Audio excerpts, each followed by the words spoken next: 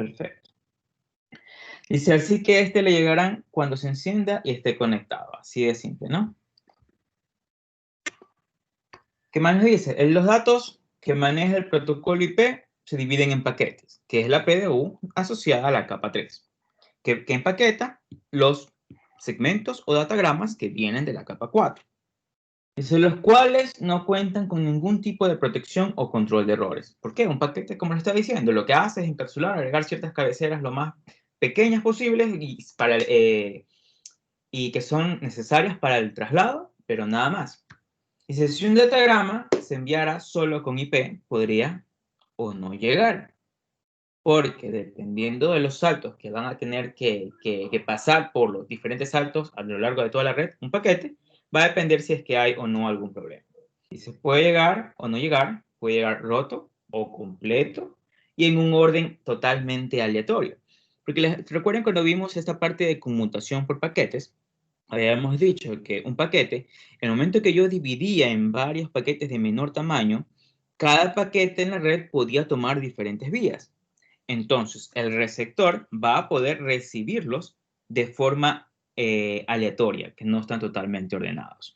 Obvio, esa ordenación o cómo ordena los datos y cómo lo tratamos de ordenar para que sea preciso por el receptor, eso ya son cosas de capa 4. ¿Ok? Eso por el momento no nos metemos. Dice, solamente lleva información sobre la dirección IP de origen y de destino junto a los datos. Nada más, no interesa absolutamente nada más para la parte de enrutamiento. Dice, desde luego, esto no parece muy fiable, así que en la capa de transporte, como digo, es la capa de transporte, se coge ese datagrama y se envuelve en un segmento TCP/UDP que añade control de errores y mucha más información.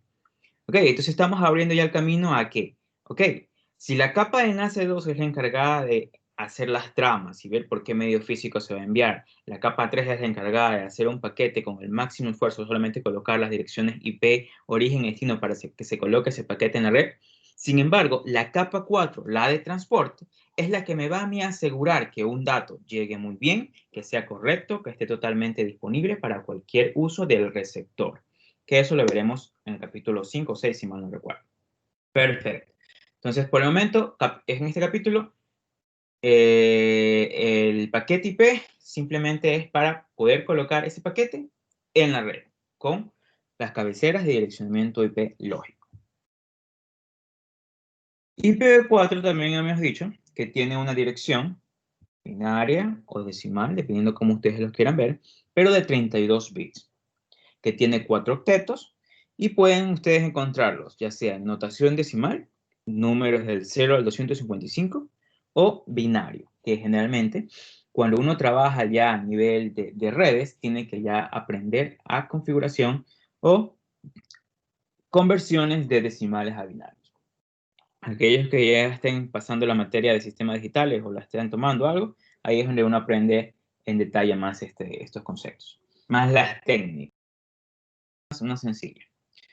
Dice, de esta forma, dice, podremos tener direcciones que van desde la 0000 hasta la 255, 255, 255, 255, que se conoce como la máscara de broadcast o la dirección de broadcast. También habíamos indicado que va a depender de la red en la cual yo encuentre. Yo tengo ciertas porciones que identifican a una red y a una parte de host. Entonces, si se fijan, esta es una red en donde estas dos computadoras pertenecen a la red 192.168.5, pero se identifican en la red con el último octeto, 7 y 20. Lo mismo acá. Yo tengo una red 192.168.2.0, quiere decir que estos dos equipos deberían tener la misma porción de red para saber que están dentro de esa red, 192.168.2, pero necesitan tener el octeto de host totalmente diferente. Entonces, esta es la 3 y esta es la 7. Ahí yo puedo decir que estas dos máquinas están en esta misma red, lo mismo la de acá. Y aquí viene lo bueno. Dice, de esta forma podemos tener direcciones que van, como está diciendo, de la 000 a la 25555. Lo interesante es que ustedes deben aprender a hacer esas conversiones de decimales a binarios. Porque cuando ya empecemos a trabajar con protocolos de enrutamiento o procesos de enrutamiento, es necesario saber y conocer ese binario. Por ejemplo, la manera más fácil a nivel de esta materia de conversión de decimal a binario, ahorita la voy a mostrar.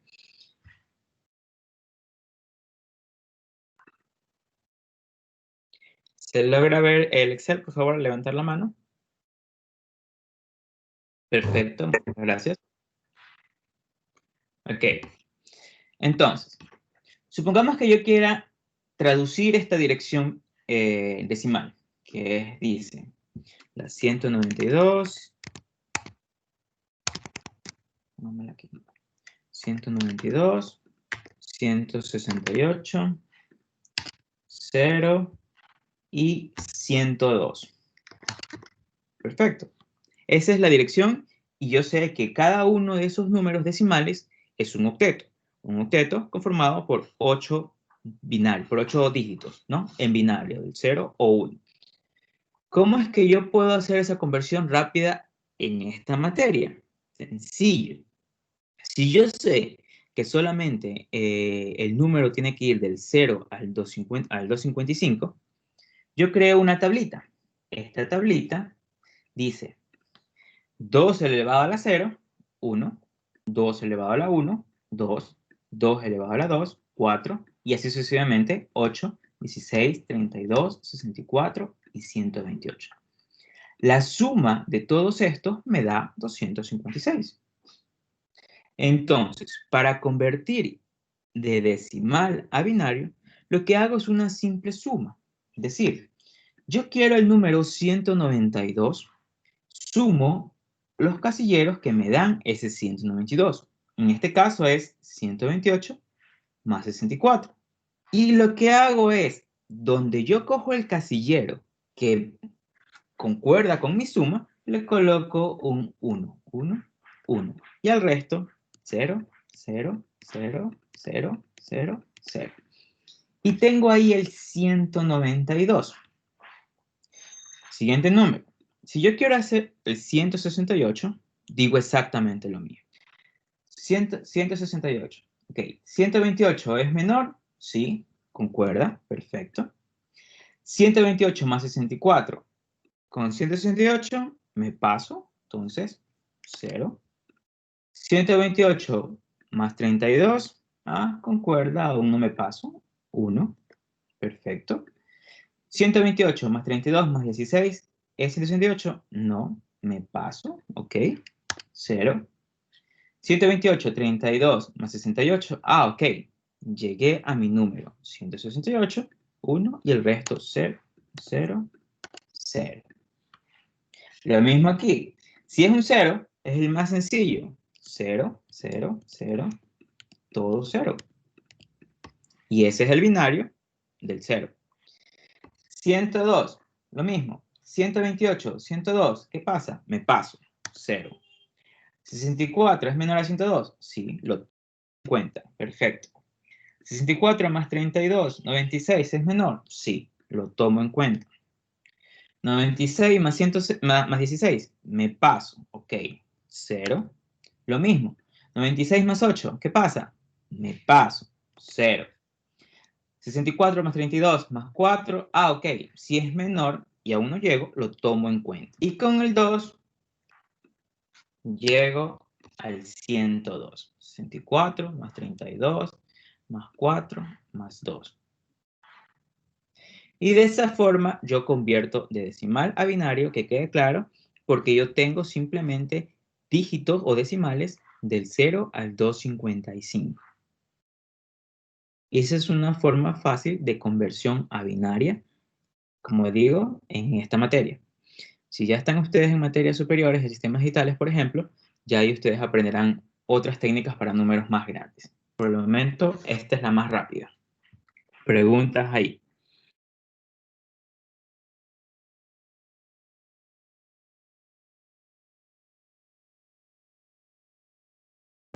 Profesor, no vamos a usar negativos, creo yo. No, negativos no se usan aquí. Solo son números del 0 al 255. Negativos no hay. Eso ya es sistemas digitales, en donde si tienen negativos empiezan a hacer las reducciones, bueno, las reducciones, la suma 3 y demás, pero no, aquí no necesitamos eso. Preguntas ahí. ¿Se entendió cómo se hace la conversión? Es sencilla y creo que es la más fácil que se puede explicar para la conversión de un dígito utilizado en una dirección IP a binario.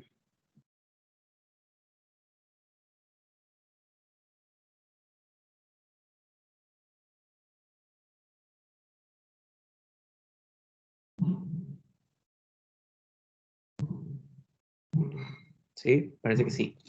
Ok, sigamos entonces.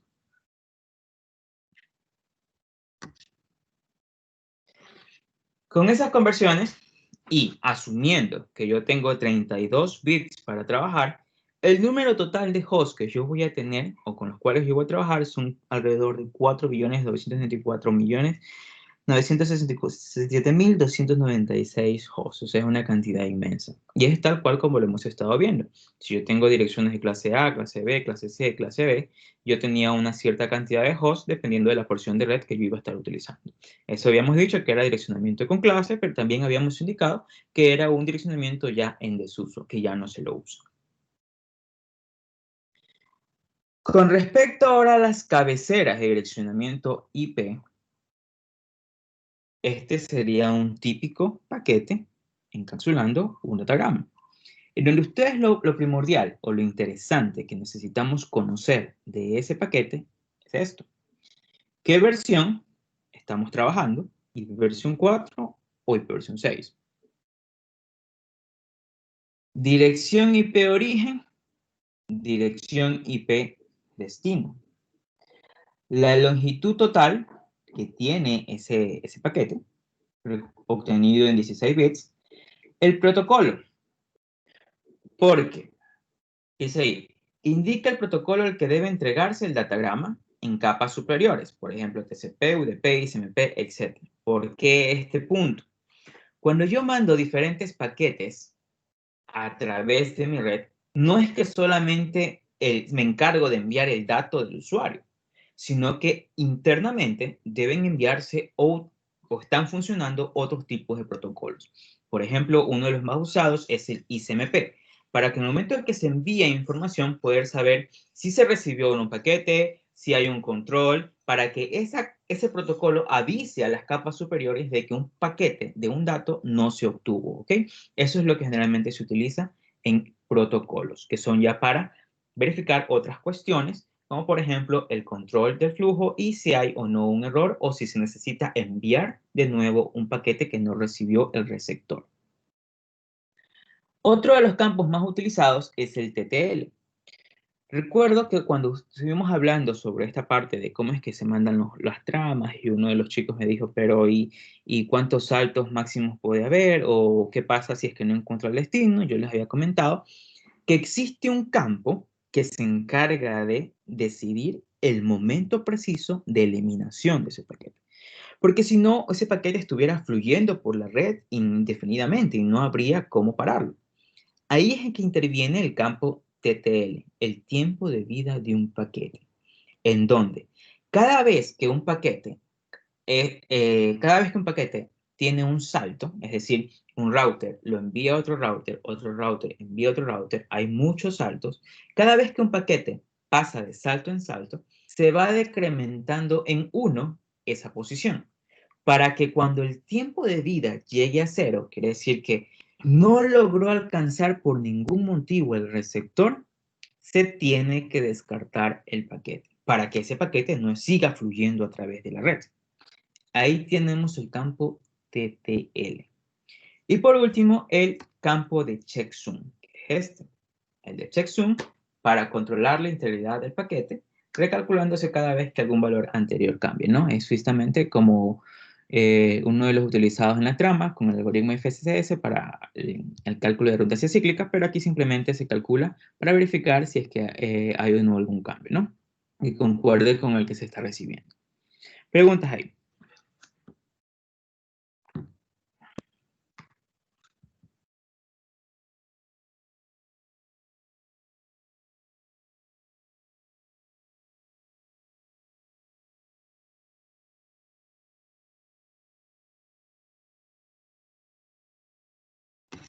¿Sí? Sigamos. Si yo sé que tengo un paquete en IP versión 4 con estas características, y habíamos dicho que IPv4 solamente tiene alrededor de 32 dígitos para poder tener una dirección IP, en IPv6, perdón, cambia muchísimo.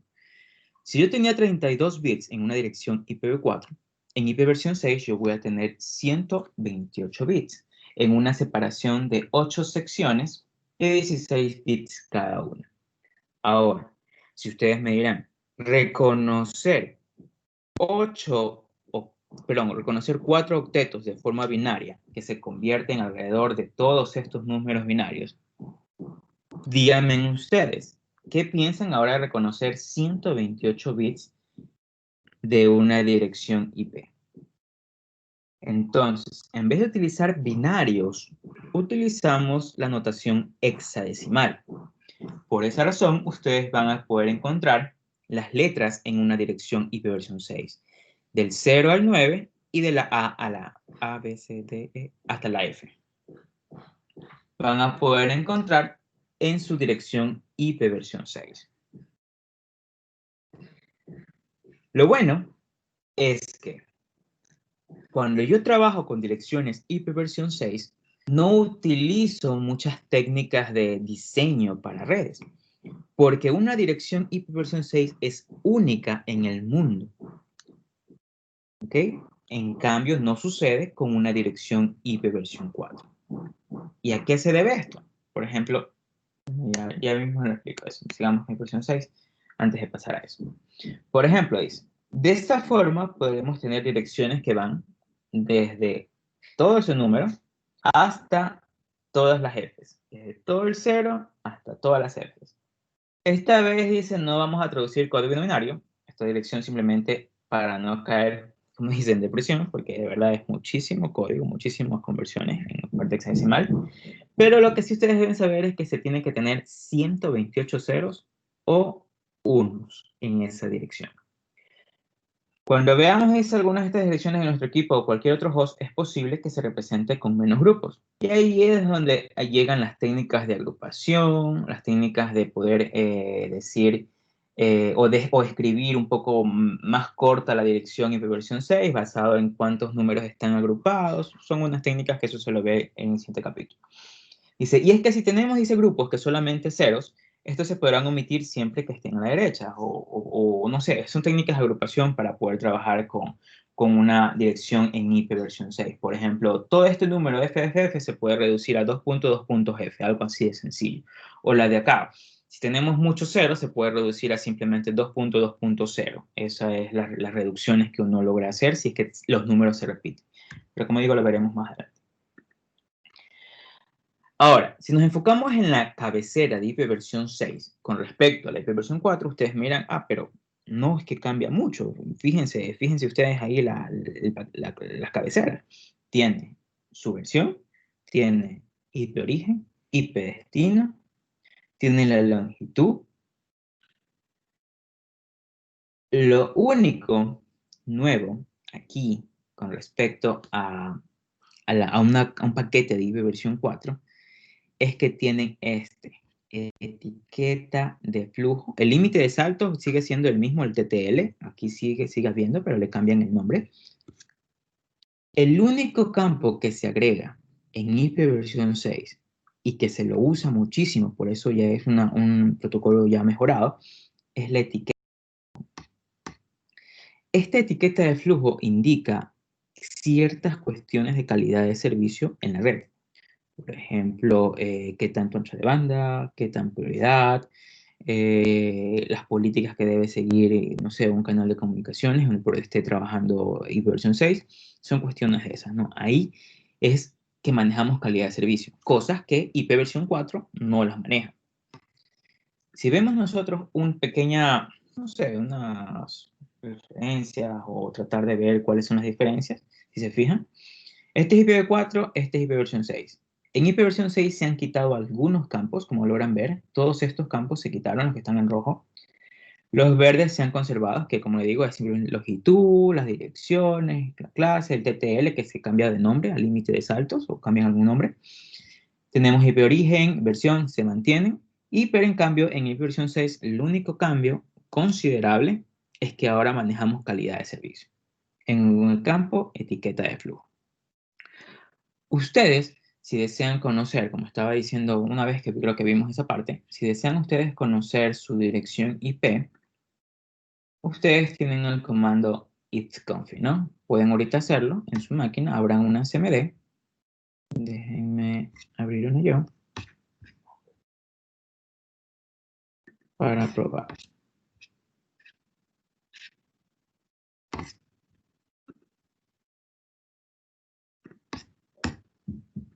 ¿Se logra ver la consola? Sí, profe. Sí, perfecto. Ok, yo estoy trabajando en una Mac, yo tengo sistema operativo Unix, entonces ipconfig es en mi máquina. Ifconfig, no, perdón, es ifconfig en mi máquina. Ifconfig -a. En su máquina, que ustedes están trabajando en Windows, es ipconfig. ¿Ok? Adelante, Angélica. Pregunta, pero, o sea, no está tan relacionado al tema, pero lo que pasa es que cuando yo estaba, me acuerdo, recién entrando al colegio, me acuerdo que una vez vi un tutorial en YouTube, no me acuerdo de dónde. La cosa es que cada vez que a mí el internet como que no funcionaba muy bien, yo utilizaba dos comandos de ahí, de la consola, y uno era creo que ipconfig renew y otro era release.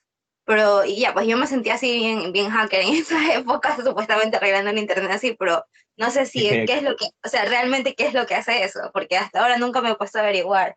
Y, o sea, ya se me había olvidado, porque como eso lo hacía cuando estaba más pequeña, obviamente. Y ahorita que veo su consola me acordé y me vino la duda de eso. Ok.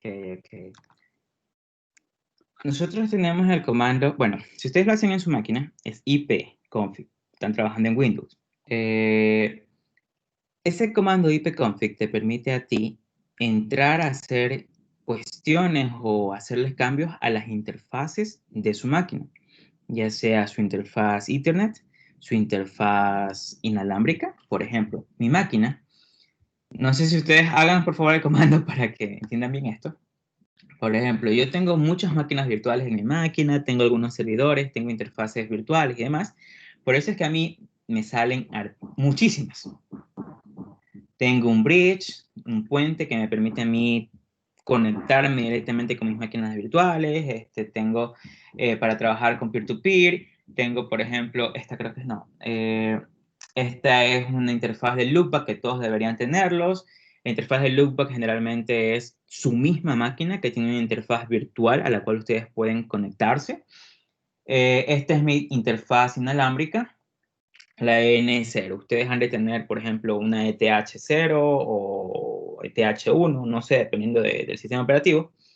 Pero lo que hace es con el ipconfig o el ifconfig es trabajar con esas interfaces. Entonces ustedes van a poder modificar o hacerle algo a las interfaces. Por ejemplo, el release o renew lo que hace es liberar las direcciones IP y que te carguen nuevamente. O renew lo que hace es tratar de que si la interfaz está activa, es apagarla y volverla a activar para que como que se traten de volver a reiniciar los drivers y ese tipo de cuestiones. Incluso, cuando estamos trabajando con servidores, existe el comando if ipconfig y se coloca la interfaz y se le pone up o down para decir, si yo estoy trabajando con un servidor que tiene muchas interfaces, las que no uso las mando a apagar para que no estén totalmente activas y no vayan a haber ningún problema. No son cuestiones de eso. Eso es lo que hace el comando ifconfig o ipconfig. Trabajar directamente con las interfaces o hacerle algo a las interfaces, asignarles IP, decirle que voy a trabajar, por ejemplo, con DHCP, decirle que voy a configurar de forma estática, pero para eso hay que conocer los comandos, ¿no? Por el momento, basta con que conozcan el ipconfig, ustedes, ipconfig -a o /all, creo que es en Windows también, para ver algo más detalle en ipconfig. Entonces, dejen ver, el mío es ipconfig -a y creo que también o. No, all no sale. Que aquí están ustedes pueden ver En Windows, con el Perdón. En Windows sí es con all, si mal no recuerdo, con ese yo lo hacía. Ya, es con all. Sí, depende, ¿no? Depende del sistema operativo. El mío es simplemente con A. ¿Ok? Y es ifconfig. Windows es ipconfig. Perfecto. Pero ustedes con ese comando, ustedes van a poder observar la configuración de su máquina. Porque a veces es tedioso coger e ir a al panel de control, verificar, sacar las interfaces, ver el direccionamiento y demás, sino que simplemente se coloca el comando ipconfig. Porque si ustedes van a ser administradores de redes y les gusta este mundo de las redes, nosotros generalmente no tenemos una interfaz gráfica. Lo que tenemos es una pantalla negra a la cual nos conectamos remotamente a los servidores. Y para manejar o hacerle cambios a esos servidores, trabajamos con consola. Y ahí es que tenemos que saber ciertos comandos, que no son difíciles, son muy sencillos. Y más pasar con el uso que se los hace, se los aprende, ¿no? Entonces, con el comando ipconfig, ustedes van a poder observar qué dirección en IP versión 4 tienen, qué dirección en IP versión 6 tienen, si es que están trabajando con direccionamiento IP versión 6 su máquina de forma local, porque hay dos formas de trabajar en IP versión 6, local o heredada, para poder trabajar con direccionamiento público. Máscaras y, obvio, la puerta de enlace o el gateway que se va a configurar a su máquina, ¿no? Que es exactamente lo que hacen en los simuladores. Configuran dirección, gateway, máscara. Y el gateway debe estar absolutamente en la misma red, fíjense, en su misma red para que pueda, si no encontró una computadora dentro de su red, no está, a la cual quieren comunicarse, le va a enviar al gateway y el gateway se va a encargar de hacerle el direccionamiento hacia el exterior. Preguntas ahí.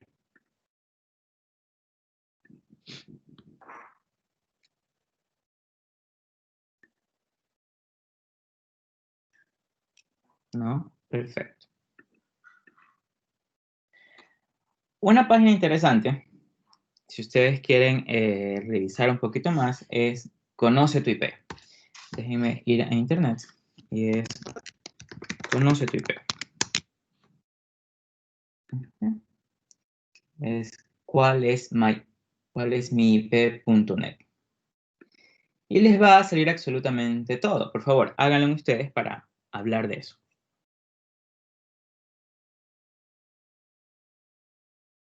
¿Cómo se llama la página, profe? Esta aquí es cuál es mi IP.net.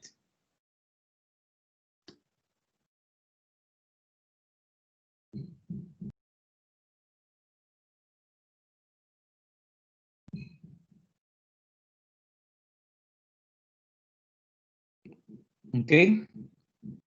Por favor, unos tres que me digan cuál es la dirección que les sale.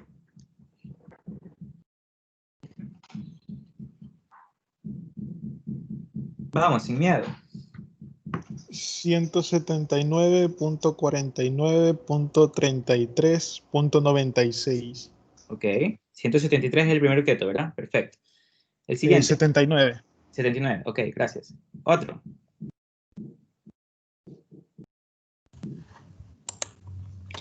157.100.74.226. Ok, 157. Adelante, Karina. 157.100.75.25. Ok, fíjense. Karina tenemos, creo que exactamente la misma. 157, 100, 175, ¿verdad? Hasta aquí. Sí, Sí. hasta ahí. Ok. No es que significa que usted y yo estamos en la misma red, porque nada que ver. Usted no sé dónde esté y yo tampoco, ¿no? Lo que pasa es que aquí llega el concepto de direcciones privadas y direcciones públicas. ¿Qué quiere decir esto? Recuerden que les había dicho que toda la gama, todo el bloque de direcciones IP versión 4, el último se lo entregó hace un par de meses. Se entregó el último disponible. Ya no hay más direcciones de backup de dirección IP versión 4 para sustentar el crecimiento global. No hay.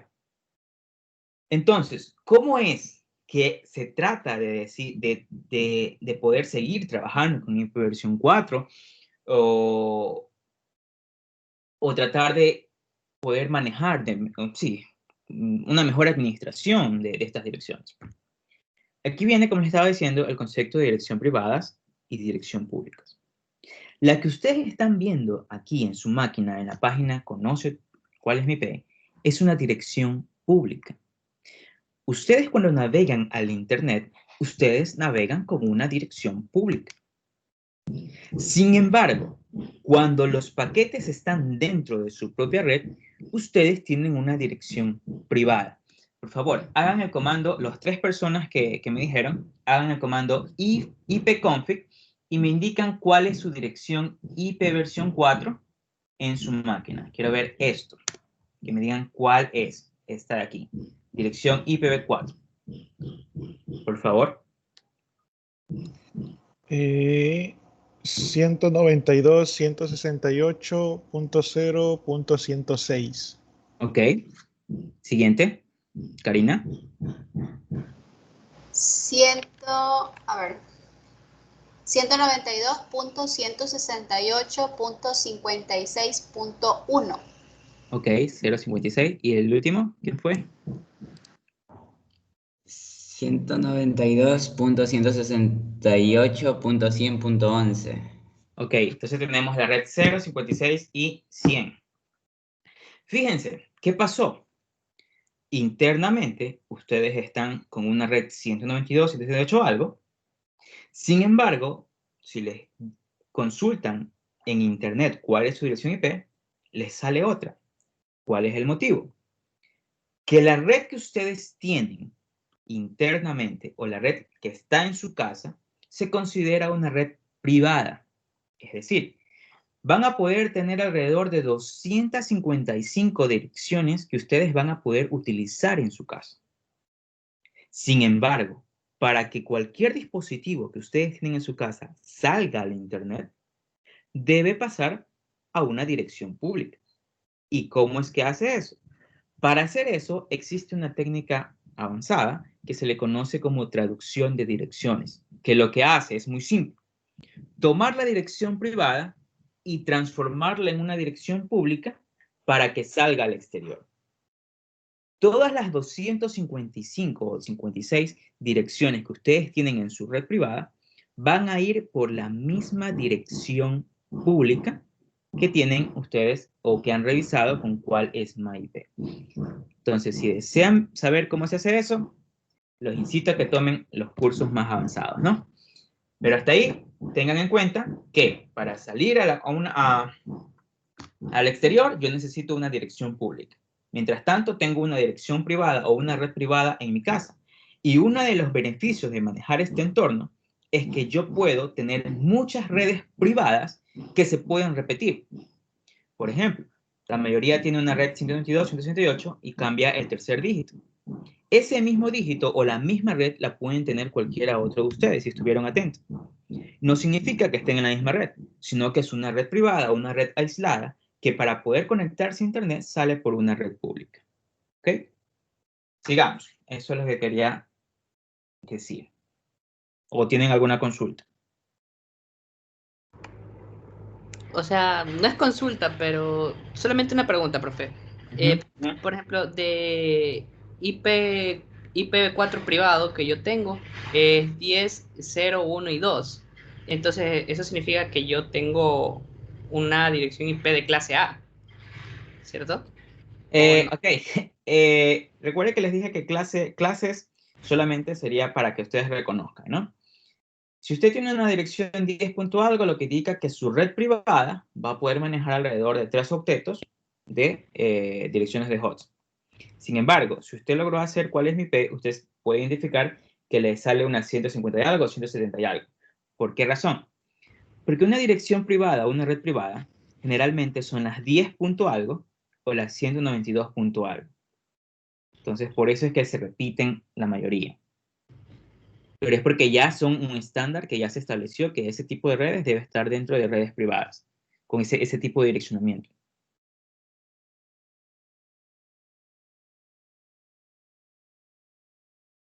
Consultas.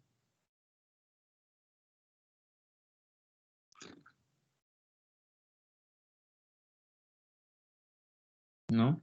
Sigamos. Ok, lograron ver ahí cuál es mi IP. Por favor, lean ahí esa parte pública y privada, que es interesante. Y vamos a hablar del protocolo ICMP, creo que con esto terminamos. Yo les había dicho que por el paquete IP viajan muchos protocolos. Porque no solamente tiene que ir por el paquete IP, sino que los protocolos se encargan de hacer ciertas cuestiones de control. Uno de ellos es el protocolo ICMP, el Internet Control Message Protocol, protocolo de mensaje de control de Internet. Dice, este protocolo IP, el protocolo IP no es fiable, como les he dicho, y los datagramas pueden perderse o llegar defectuosos. Una función de este protocolo es informar al emisor, al origen, si se ha producido algún error durante la entrega de ese mensaje. Dice, pero no solo se encarga de notificar los errores, sino que también transporta distintos mensajes de control. Esta es una típica encapsulación. En vez de yo mandar un dato de una aplicación, el protocolo envía sus propios datos, encapsula en un paquete, encapsula en un datagrama, paquete, trama y se envía, pero fíjense que es un dato de control, no es un dato de aplicación. Y es simplemente para saber que los datos de toda mi aplicación fueron recibidos. En la cabecera IP dice, tiene el campo protocolo, lo que les estaba diciendo. Y si va uno en esa cabecera, en esa etiqueta, indica que ese paquete es ICMP. No es de protocolo de datos, no es de datos, sino es un paquete de control de ICMP. Ustedes pueden tener muchos tipos de control, muchos tipos de mensajes de control cuando trabajan con ICMP. Tienen, por ejemplo, si tienen un tipo 0, respuesta. Si tienen un 3, destino inaccesible. Si tienen 4, disminución. 5, por ejemplo, déjenme ver esta respuesta. No está aquí. Acá déjenme ver si está. Estos son otros tipos de mensajes. Red inalcanzable, host inalcanzable, protocolo, puerta, error, acceso. Lo interesante es que yo a ustedes también les mostré la herramienta, el PIN. PIN es justamente una de las herramientas que trabaja con el protocolo ICMP para poder ver si se encuentra una respuesta o no. Y la respuesta que me dice es si alcanza o no un destino, si es que el destino es inaccesible o si la red no se ha logrado alcanzar o el host no se logró alcanzar. O por ejemplo, uno de los más utilizados, creo que también era acceso no autorizado. Y ustedes pueden hacer un PIN, por ejemplo, a Google. Google.com. Y entonces, ¿qué hacen? Fíjense, el protocolo ICMP es el que está trabajando y está mandando mensajes de control, paquetes con mensajes de control para ver si el host es totalmente accesible. Dice, ok, tengo una dirección google.com.es, tengo que hacer la conversión de un nombre a una dirección IP versión 4 totalmente entendible por los dispositivos. Utilizo el servidor, sí, utilizo el servicio del DHCP para obtener ese direccionamiento. Y luego mando puros mensajes en ICMP, puros mensajes ICMP. Y si se logra ver, también me da un TTL, un campo de vida, que yo lo puedo leer con la herramienta PIN. Entonces, cuando ustedes hacen un ping, por ejemplo, a Spol, que Spol está bloqueado, ping www.spol.edu.es, me va a salir, ok, timeout, fíjense, otro tipo de mensaje, timeout. Trataron de mandar un ping, pero el tiempo de respuesta se acabó, no recibí respuesta. Entonces me da un mensaje de timeout. Y obvio, devuelven un paquete con cierto código, que debe ser uno de estos, para poder identificarlo, ¿no? Y utilizamos la herramienta PIN para que trabaja con el protocolo ICMP.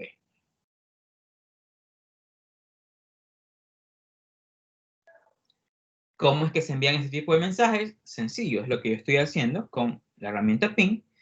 Envío un mensaje y el último, quiero que claro, el último nodo, el último dispositivo intermedio en el cual yo logré alcanzar o logré llegar, y si ya ese no encontró respuesta, es el que me devuelve el mensaje.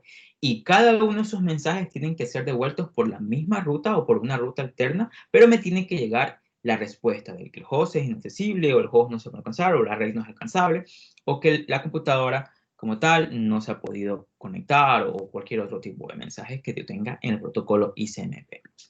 Así de sencillo. Y en vez de yo mandar un dato de una aplicación, yo envío un dato que se asocie al protocolo ICMP. Con lo mismo, origen, destino, el tipo de protocolo y más que nada el tipo de mensaje que se va a enviar.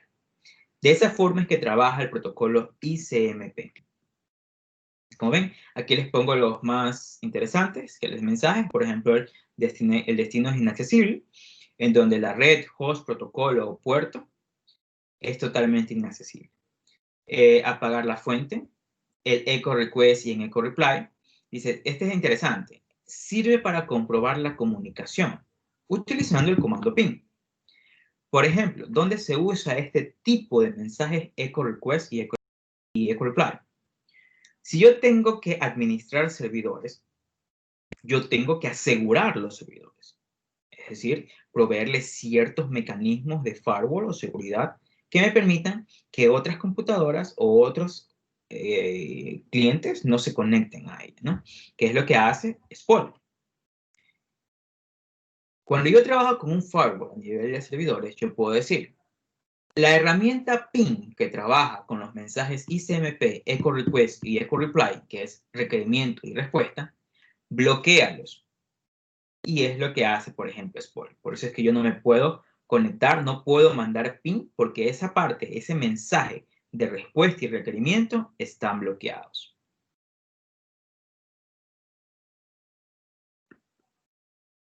¿Ok? Esto es, por ejemplo, lo que está diciendo. Pueden hacer un ping y pueden ver las respuestas. Y el campo de tiempo, dice, por cada paquete enviado se recibe una respuesta. El tiempo indicado es de ida y vuelta. Ida y vuelta, desde que se hizo ping hasta que regresó. Si yo hago, por ejemplo, a Google, este tiempo fue el que le tomó desde el punto que yo envié hasta que regresó, que es totalmente rápido, alrededor de 70.387 milisegundos. Esto va a variar dependiendo de su conexión, eso es totalmente lógico. ¿Y nos da tiempo? Creo que sí. Esta es la herramienta TracerRow, lo mismo que hace la herramienta ping, pero poder encontrar todos los saltos que hace un paquete. Dice TracerRow. La orden tracer o TracerRow en entornos Unix, ustedes pueden ver tracer en Windows, hace una traza de un determinado host.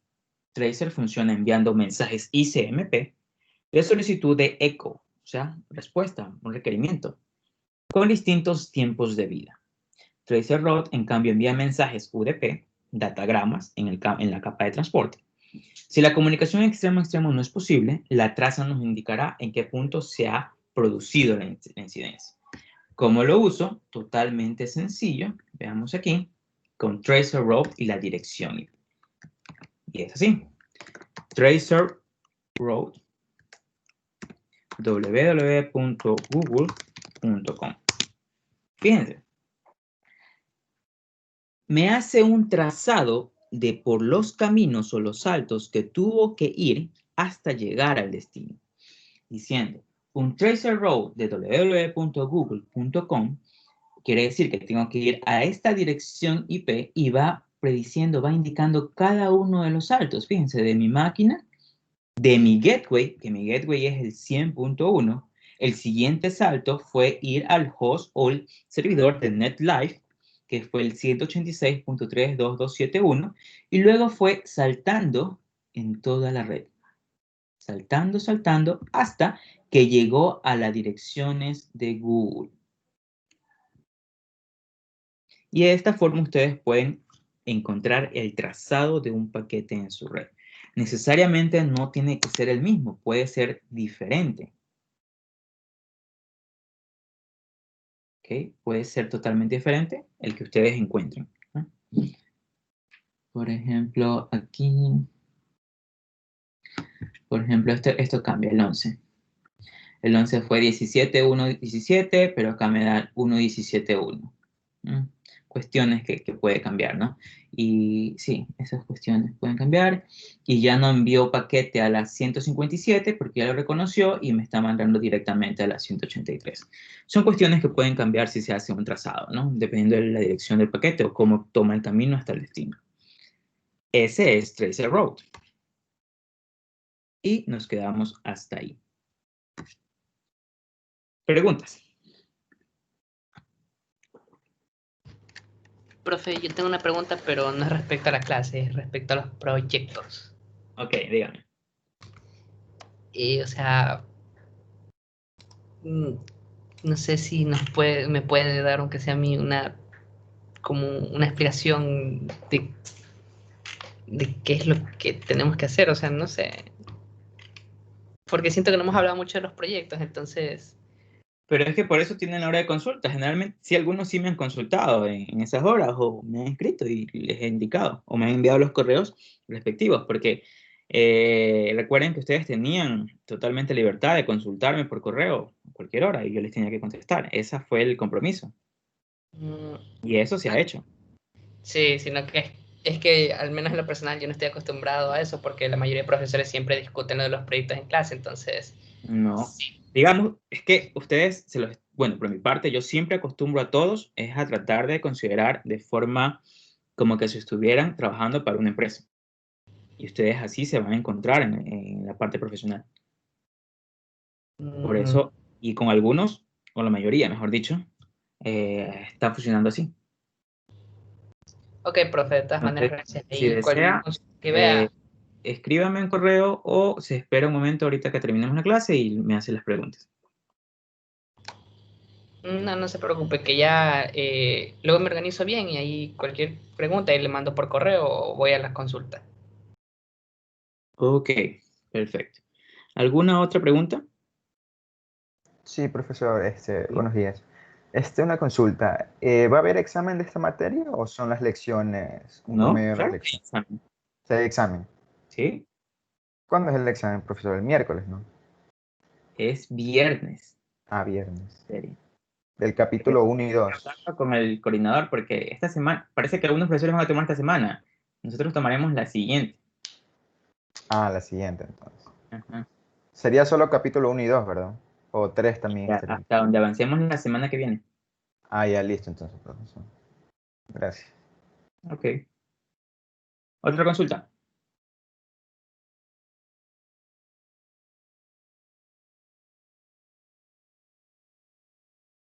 No, ni una. Bien, chicos, entonces nos quedamos hasta aquí. Que tengan un buen fin de semana. Nos vemos el día miércoles para continuar con procesos de enrutamiento.